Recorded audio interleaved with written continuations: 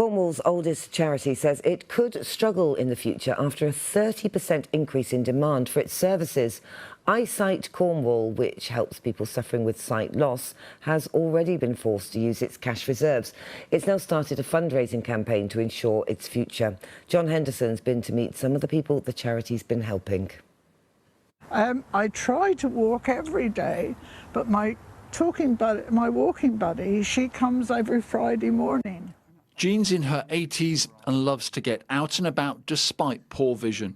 I mean, I can see white over there, which I assume is the water. Yeah. And I can see what I think could be a wall or something right. there. That is right, yeah. But that's about as far as I can go.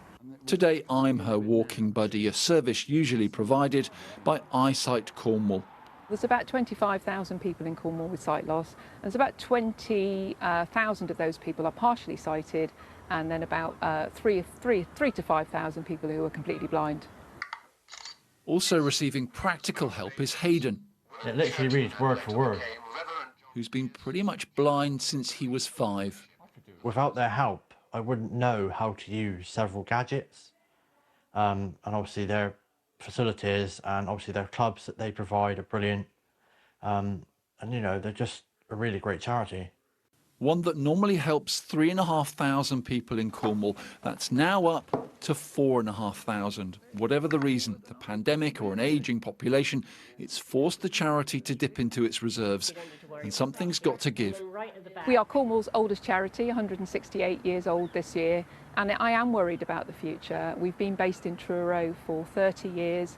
We are recognised right across the county for being the support for people with sight loss, and I am worried that maybe in a year or so's time we would need to be thinking about, well, where is the money going to come from? For the first time, the charity is asking for financial support from the public to help people such as Lucy, working at the Royal Cornwall Museum despite losing her peripheral vision. I didn't know what help I could get. I was just left. And so without iSightCornwall, I would have been lost, that I wouldn't know what to do, who to reach out to, because it's just, there's no other information out there. iSightCornwall was started in 1856 to support injured copper miners. I've always liked the fresh air. Today, it helps people like Jean, but to keep going, it needs help itself. John Henderson, BBC Spotlight, Truro.